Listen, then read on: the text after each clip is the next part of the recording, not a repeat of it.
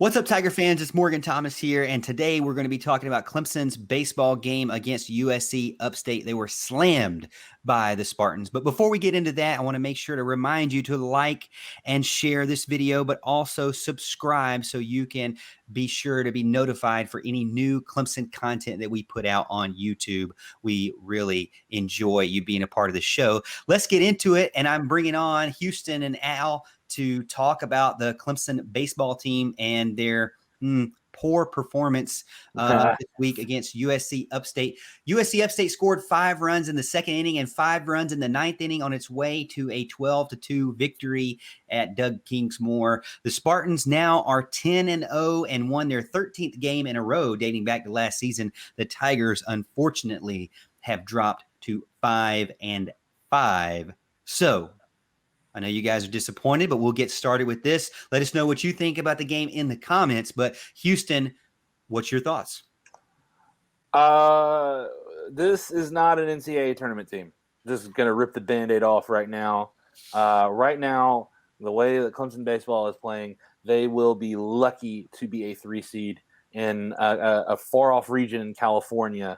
They are not playing well at all. The things that us as fans were expecting this year, the pitching, the depth this year, the talent. And look, I'll say this, the talent is there. There are talented players on this Clemson roster. Pitching, hitting, everything. Talented players. It's just something's not clicking. The pitching is not there. When you give up 12 runs to USC Upstate, that's unacceptable. The hitting is nowhere to be found.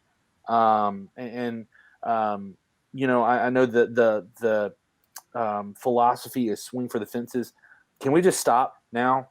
Like, it's not working. When you're unable to score, it's bad enough that Clemson lost a series to a mediocre ACC team in Notre Dame, and that's nothing against Notre Dame. They're better than they've usually been, but it's still Notre Dame in baseball, and Clemson should have won that series going away.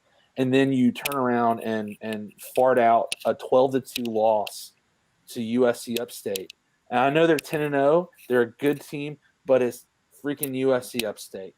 So I don't know what's going on. I know that there's some angst and consternation on Twitter tonight, and there should be. There should be some hot seat talk right now. I'm not going to personally say the 4-letter F word for any coaching staff, but I do believe that it has warranted this start to this season that had some expectations for Clemson to go to the super regionals at the very least, has come out just sluggish isn't even the word. It's not good, and that's why I do believe there should be some chatter going on right now. Yeah, it's been pretty tough. It was a disastrous game today for a team that really needed a win. USC Upstate, like we said, is undefeated. They're no slouch by any means, but a 10-run loss, unacceptable, completely unacceptable, especially after a series loss to Notre Dame. And something Houston mentioned, he said, he was talking about the pitching.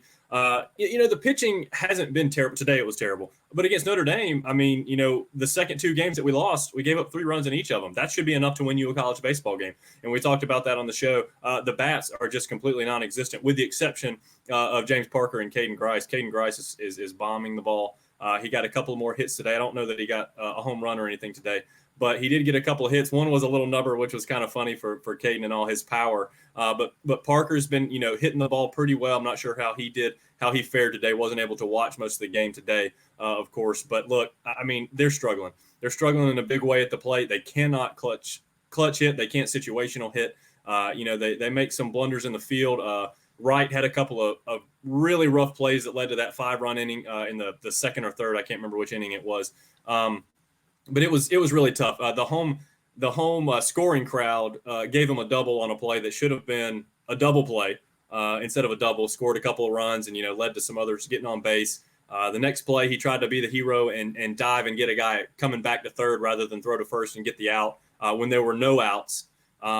And look, and that's, he's a freshman playing out there. We got some freshmen in the lineup. I mean, so they're going to make some mistakes. I'm not even sure, to be honest with you, what class Wright is. But I mean, that's going to happen. You're going to make some mistakes in the game. You're going to try to really, put the team on your back and make a big play. And it just didn't work out. And that's all right. It happens. It's just kind of tough when it spirals out of control from there. And that's what happened today, and ended up, like we said, 12-2, ended up scoring a ton of runs in that last inning. It's just tough to take. I don't like the approach. This is something I haven't been shy about talking about on the show. I don't like the swing for the fences approach when we only have one guy that can hit it over the fence, and that's Grice. I think everybody else should be learning how to make contact, learn how to shorten their swing and choke up, and do things like that. USC Upstate didn't hit a lot of home runs today. They hit the one grand slam in the ninth, I think. But other than that, they're just putting the bat on the ball, and they are putting the ball where Clemson players are not. It's pretty phenomenal how that strategy works out for them because they did it over and over again, plain and simple. I thought Clemson pitchers, Grice had another rough outing, run-wise. He started out, got 2 immediate outs really quick. He was pounding the strike zone. His first 15 pitches of the game were strikes. Now, what his problem was, it seemed like today, was when he got ahead in the count, after he got those 2 quick outs, he was getting ahead in the count of these guys, and he was just getting a little too much of the plate. He should have been throwing, a few more garbage pitches, see if you can get him to chase. He just got a little too much of the strike zone, and that they were able to, drop him into right field, left field, wherever they kind of wanted to get a couple of hits, and then it just spiraled from there. So location, at least, wasn't an issue today as it was on Saturday and Sunday.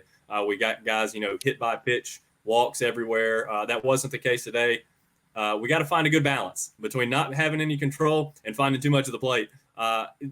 I still like to have hope for this team. It's a team, I'm a Clemson baseball optimist in the fact that I think they can win every single series they go into. But they're really going to need to somehow find a way to scrap together a series win at North Carolina on the road, which will be no easy task this weekend to see if they can get this season turned around.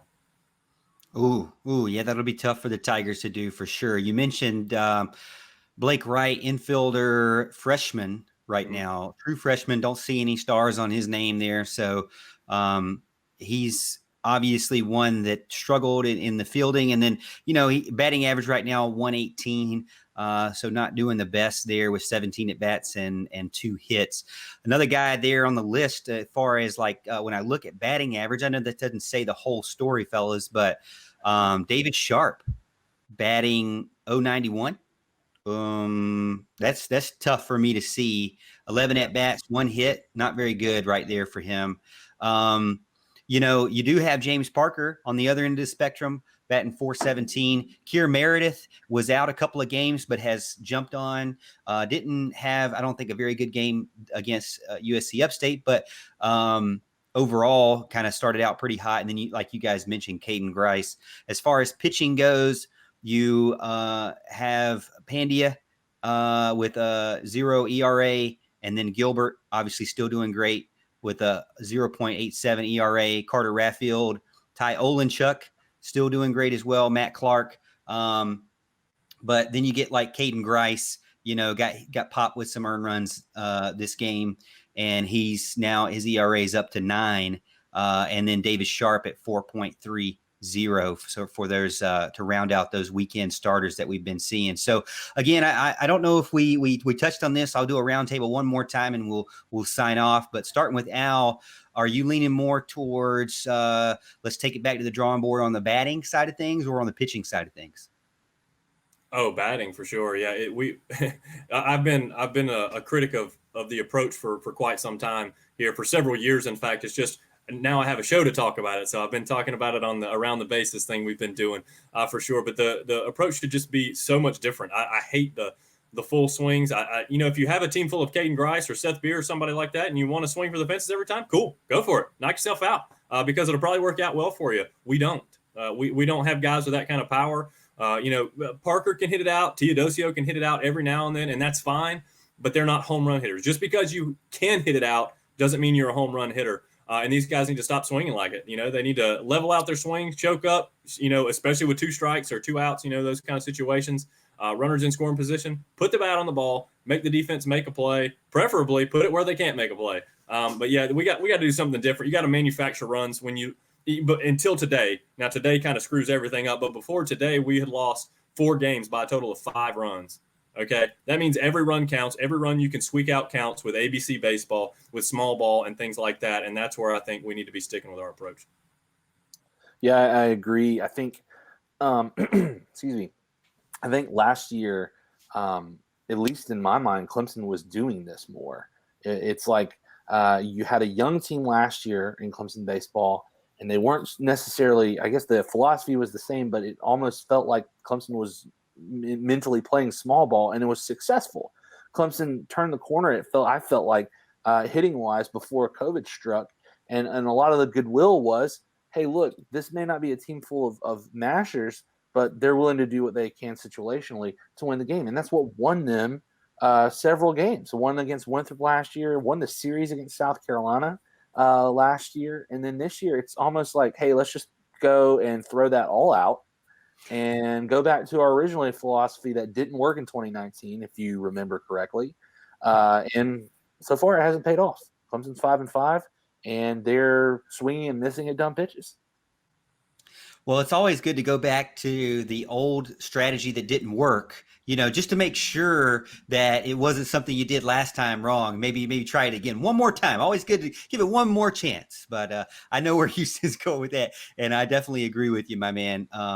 It seems like I'm not gonna panic yet, because I do see a lot of things that I do like from the Tigers. Obviously, I'm not the biggest baseball analyst out here like Big Al in Houston, but let us know what you think in the comments.